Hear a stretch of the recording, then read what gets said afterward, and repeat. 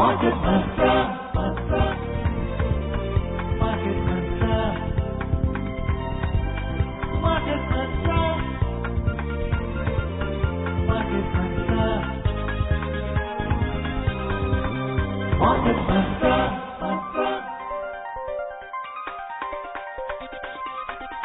Market Mantra. Welcome to this edition of Market Mantra, in which we give you a complete update on the economic, business and stock market news of the day.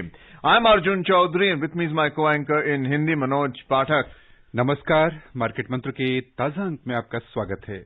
आधे घंटे के इस कार्यक्रम में हमेशा की तरह हम देश और दुनिया की चुनी हुई कारोबारी, आर्थिक और शेयर बाजार से जुड़ी हुई ताजा खबरों को लेकर हाजिर हैं। हमारे साथ खबरों पर चर्चा के लिए ऑनलाइन आमंत्रित हैं वरिष्ठ आर्थिक पत्रकार सुषमा रामचंद्रन। सुषमा जी, कार्यक्रम में आपका स्वागत है। Thank you Manoj. आइए शुरुआत करते हैं अंग्रेजी में हेडलाइन से, जिसे लेकर मौजूद हैं Arjun Chaudhary. Domestic stocks fall marginally due to profit booking. Sensex closes at 52,104. Nifty settles at 15,313.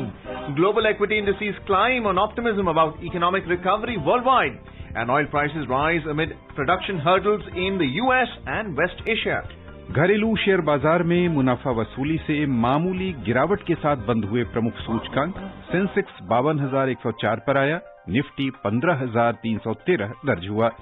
वैश्विक अर्थव्यवस्था में सुधार की उम्मीदों पर अंतर्राष्ट्रीय शेयर बाजार में लिवाली और अमेरिका तथा पश्चिम एशिया में उत्पादन बाधित होने की खबरों के बीच कच्चे तेल के दाम बढ़े।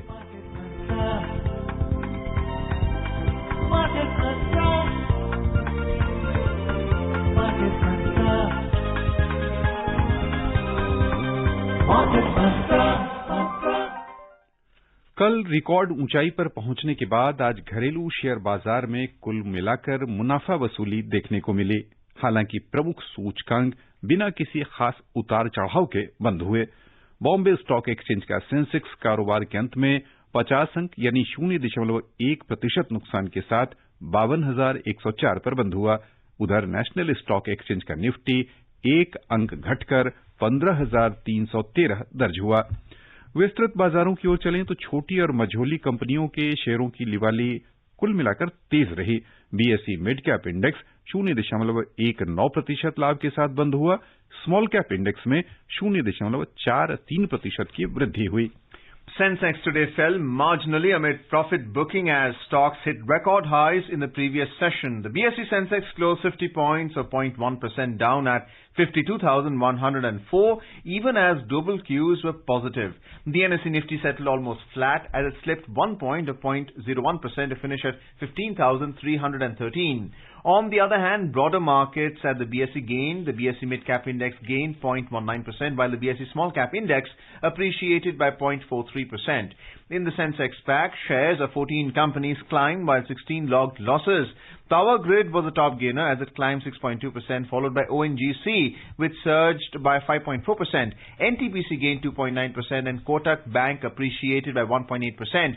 Shares of Reliance declined 1.3%. On the other side, Axis Bank declined 2.4% and ICICI fell 2.3%. Infosys and Nestle India both ended 1.5% down. SBI slipped 1.2%. In sectoral indices, 11 out of 19 sectors climbed. The power sector shares zoomed 3.4%, followed by utilities, which climbed 3.3%. Metal gained 3.1%, while energy and oil and gas both rose 1.6%. On the other hand, IT plunged 1% and tech declined 0.8%. FMCG stocks slipped 0.7%. The overall breadth of the BSE trade was negative as shares of 1,217 companies gained while 1,703 declined. Shares of 156 companies remained unchanged. अंतरबैंकिंग विदेशी मुद्रा बाजार में रुपया $1 की तुलना में आज 1 पैसे कमजोर हुआ, 72.70 के स्तर पर आ गया। उधर दुनिया की 6 प्रमुख मुद्राओं की तुलना में डॉलर की स्थिति दर्शाने वाला सूचकांक अंतर दिवसीय कारोबार में 0.36 अंक कमजोर होकर 90.16 पर आ गया। And we're joined by Sushma Ramchandran, who is a senior business journalist. Sushma, very warm welcome to you on Market Mantra. Thank you so much. Thank you so much, Arjun. You're most welcome, Sushma. It's good to have you on the program. Today, we spoke on Money Matters about how there has been profit booking in the market, but we saw a return to a buying interest by FIIs, provisional data suggesting that there were net buyers in the market. Plus, there was also news about heavy buying, especially in the PSU metal and bank indices, with the unreported announcements really in various outlets about privatization, that there would be ownership interest in these companies by the private sector, as opposed to disinvestment where you are able to get a percentage share ownership in the company, not controlling interest. How do you see this pan out in the remainder of the week in terms of public sector corporations? Well, as far as the banks are concerned, which I think is what you're talking about, the bank, as you pointed out, there have been no announcements and formally, and it seems that some of the media outlets are now saying that, this decision, this is merely speculation, and the decision is probably 1 or 2 months away. And before that, apparently, there are some legislative changes that have to be made in the Banking Act to allow this kind of privatization. Now, you will recall that the finance minister had said in her budget proposals that the government is decided to privatize 2 public sector banks and 1 insurance company. Now, she very clearly, you used that, you were making that fine distinction, Arjun, between disinvestment and privatization, which is very correct. And when you are privatizing a company, that means that you are selling off sufficient government shareholding to give the majority shareholding to the private company, and therefore they become the owner of the company. If you are disinvesting a company or you are divesting part of government equity, then you could divest maybe 5 or 10% and still retain government majority holding in the company. The government has made it very clear that they are wanting to privatize these banks. So, as I said, probably the decision on the banks is a few months away, but we already, as we had mentioned in the earlier bulletin, we had mentioned that the stocks of probably Central Bank of India, Bank of Maharashtra, Indian Overseas Bank, some of these banks whose names have come up, their stocks are currently have gone up.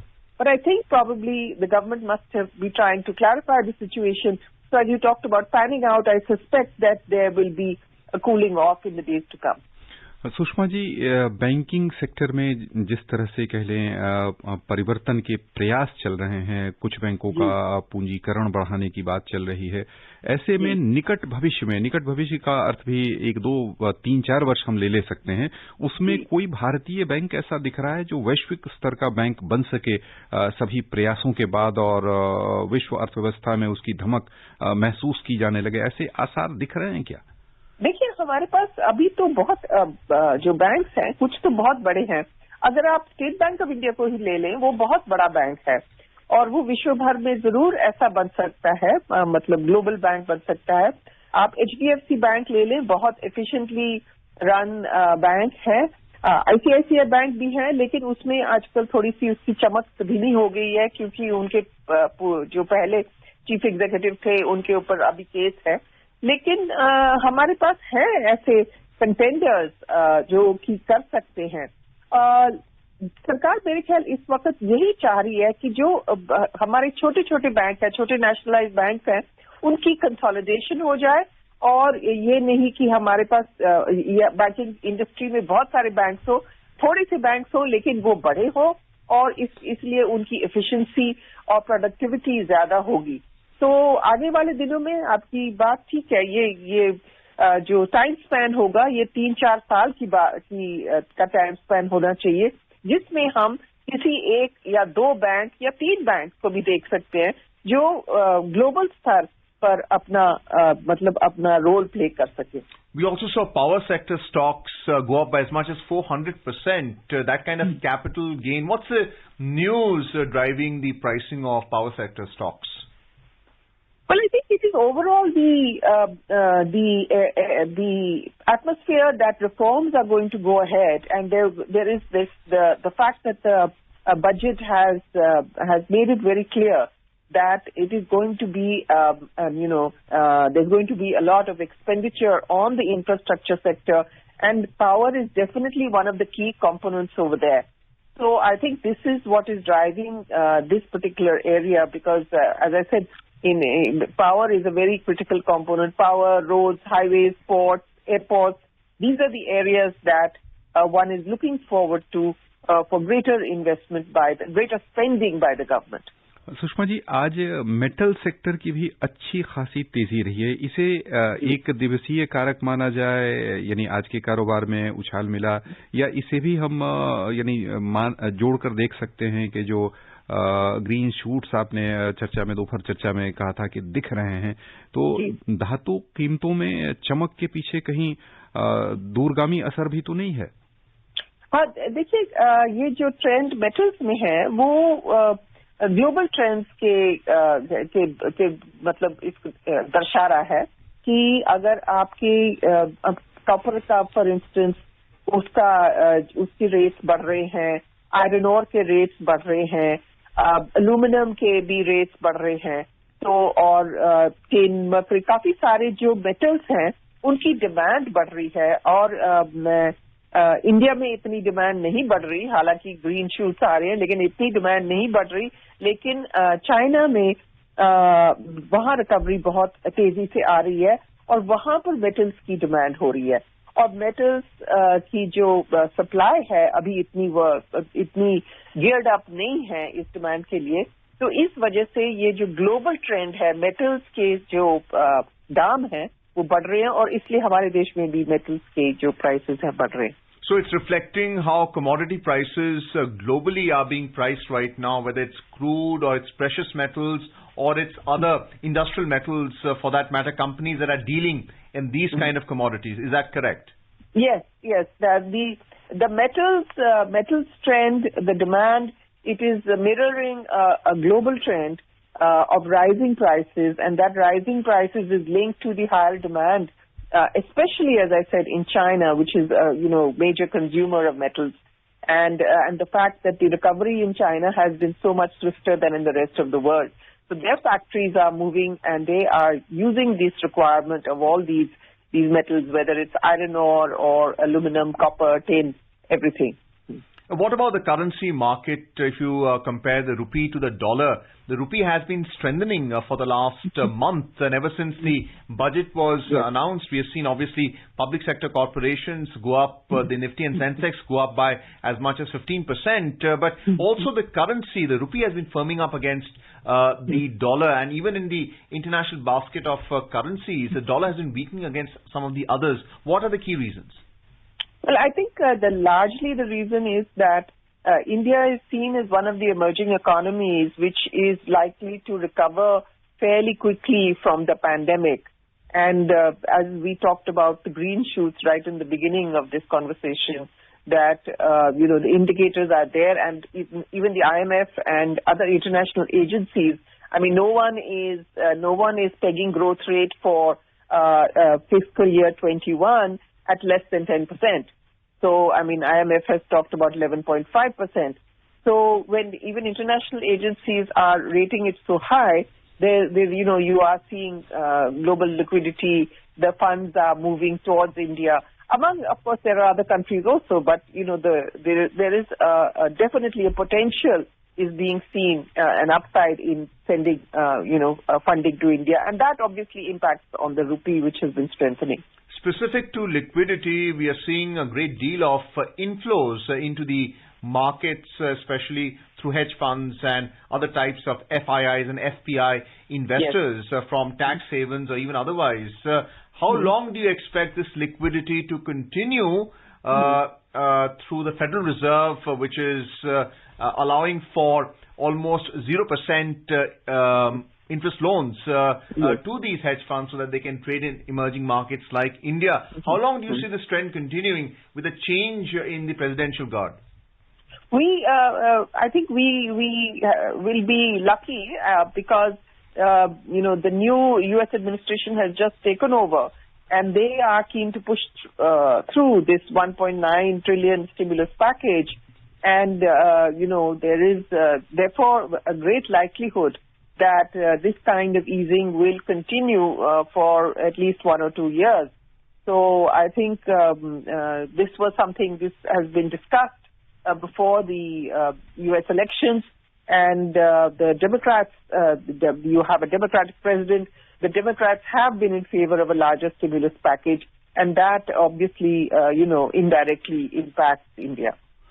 Sushma ji, एक बार फिर से घरेलू कारोबार पर हम लौटना चाहेंगे और वर्तमान में जो बाजार का स्तर है उस स्तर को ध्यान में रखते हुए जो हमारे छोटे निवेशक हो सकते हैं, आम निवेशक का कह लें, हमारे सुनने वाले श्रोता हुआ करते हैं, उनके लिए क्या सलाह देना चाहेंगी वर्तमान शेयर बाजार के स्तर को देखते हुए?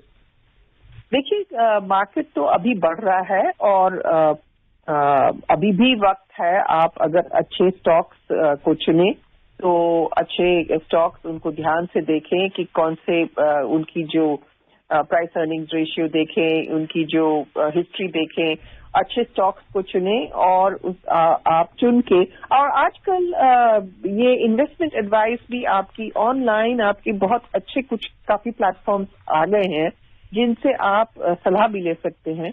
और मेरे ख्याल में अभी भी ये नहीं क्या कि मार्केट बहुत हाई है और आप निवेश नहीं कर सकते, अभी भी आप निवेश कर सकते हैं। और क्योंकि सारे जो एक्सपर्ट्स हैं वो कह रहे हैं कि मार्केट तो अभी ऊपर थोड़ी बहुत जाएगी, तो लेकिन ये है कि केयरफुल सिलेक्शन होना चाहिए आपका। आइए अब चलें वैश्विक बाजारों की ओर। सबसे पहले नजर डालते हैं एशियाई शेयर बाजार पर, जहां लगातार 12वें सत्र में आज तेजी बनी रही। वैश्विक अर्थव्यवस्था में सुधार की उम्मीदों और कम ब्याज दर का दौर जारी रहने की संभावना से जोखिम वाली परिसंपत्तियों में निवेशकों का रुझान देखा गया। इन सब का असर एशिया के प्रमुख शेयर बाजारों में आज दिखा है। हांगकांग का हेंगसेंग सूचकांक 1.8% लाभ के साथ बंद हुआ। जापान का निक्केई 225 सूचकांक 1.3% ऊपर आ गया। दक्षिण कोरिया के कोस्पी में 0.5% की वृद्धि हुई और सिंगापुर का स्ट्रीट्स टाइम्स इंडेक्स 0.3% फायदे में रहा। उधर चीन का शंघाई कंपोजिट इंडेक्स सार्वजनिक अवकाश के कारण बंद रहा। यूरोपीय बाजारों की ओर चलें तो समाचार तैयार किए जाने तक एक सीमित दायरे में कारोबार होता नजर आ रहा था। लंदन, जर्मनी और फ्रांस के प्रमुख शेयर बाजार बिना किसी खास उतार चढ़ाव के कारोबार कर रहे थे। उधर अमेरिकी शेयर बाजार कल राष्ट्रपति दिवस अवकाश के कारण बंद रहे।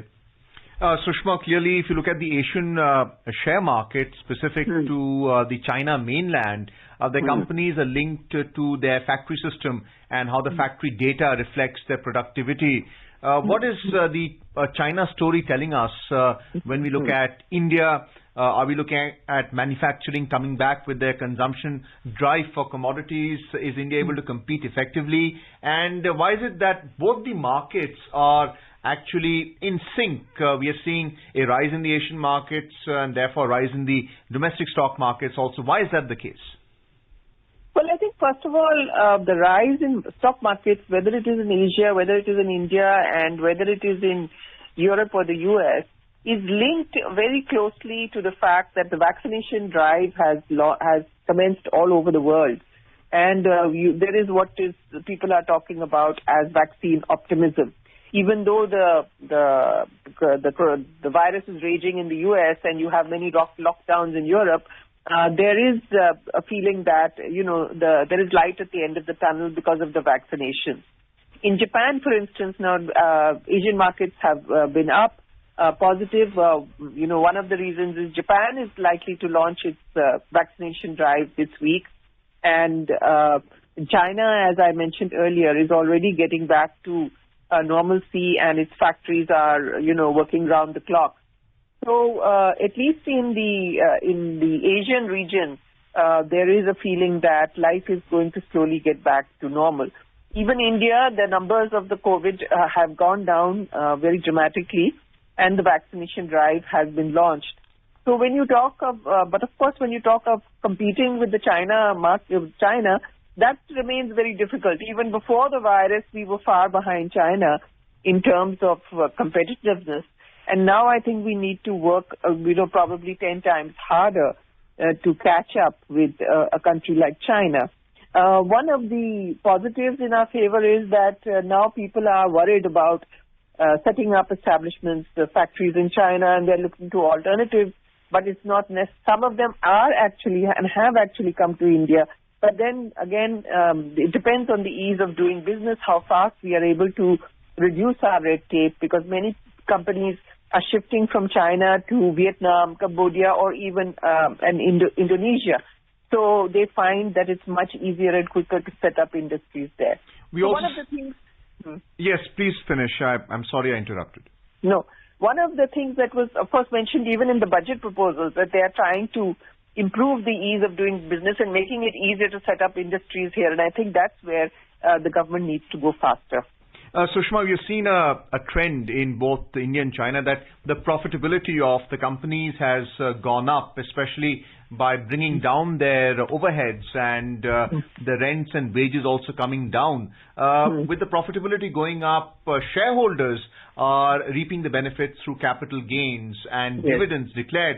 But what about wages and rents? Do you see that picking up in the next quarter, and therefore, linked to consumer spending and also other ancillary industry benefiting from that consumption spend?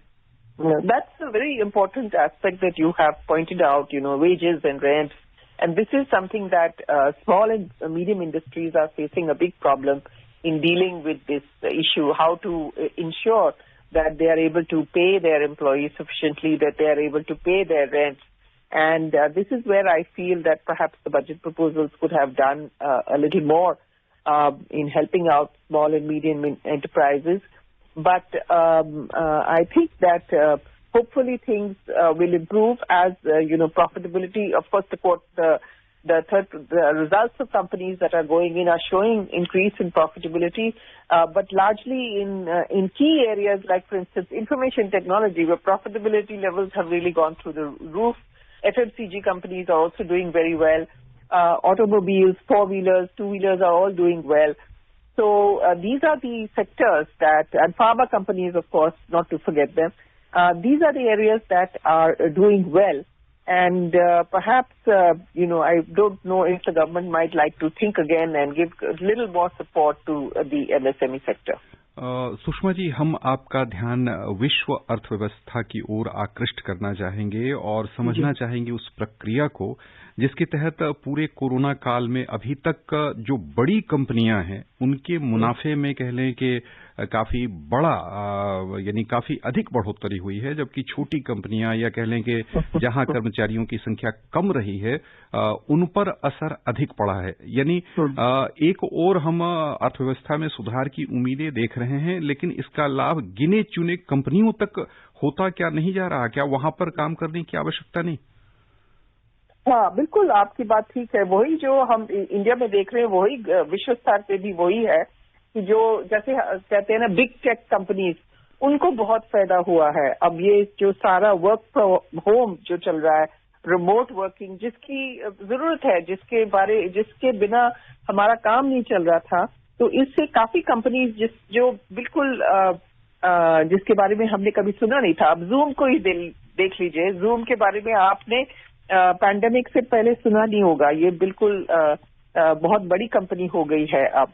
तो जो भी take की companies हैं, information technology की companies हैं, उनकी incomes और उनकी प्रॉफिटेबिलिटी में बहुत बढ़ोतरी हुई है।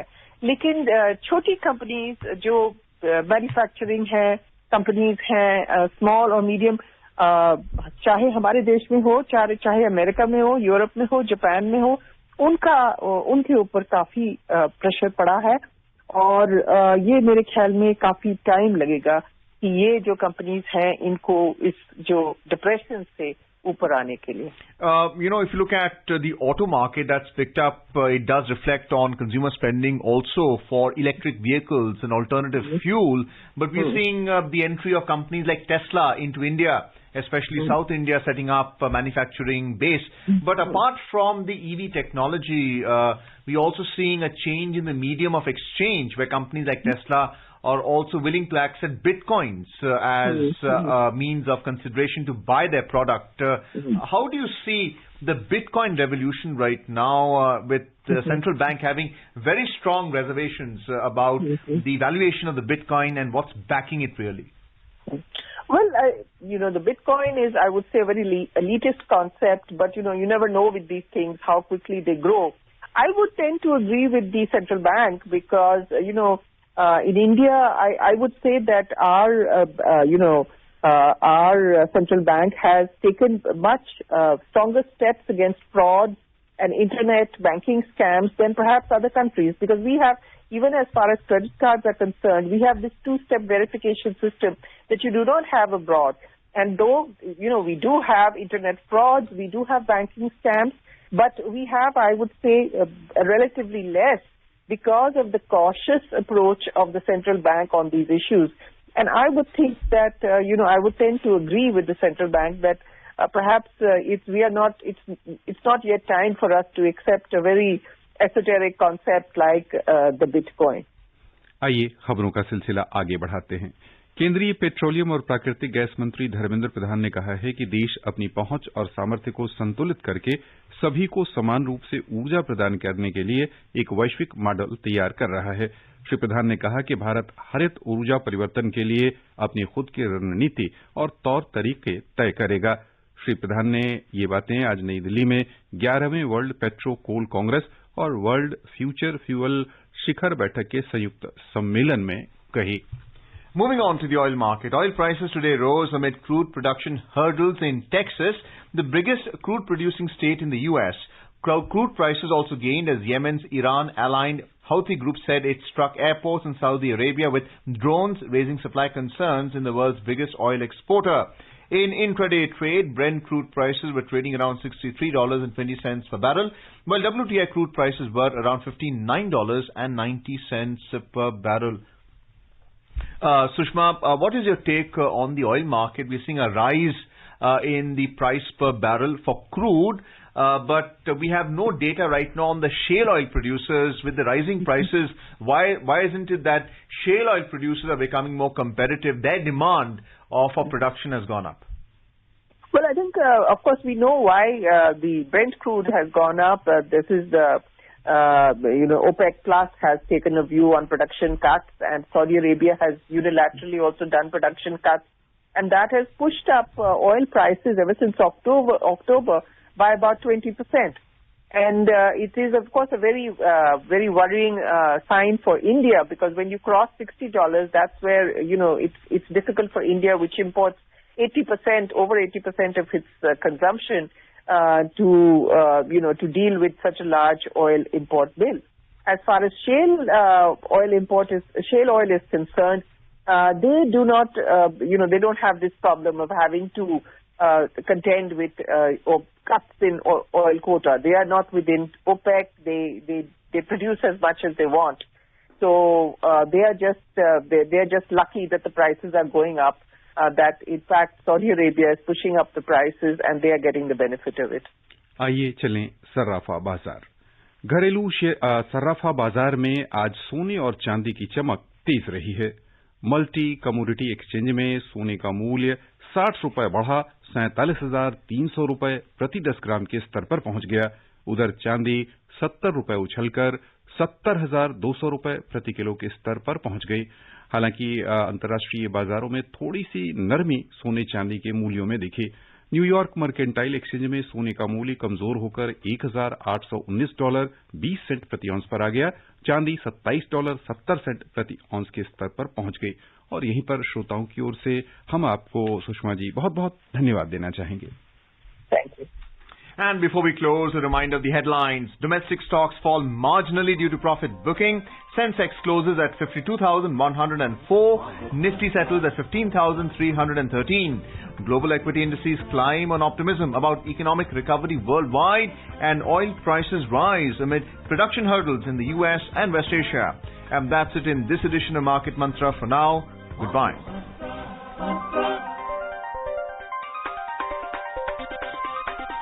Market Mantra.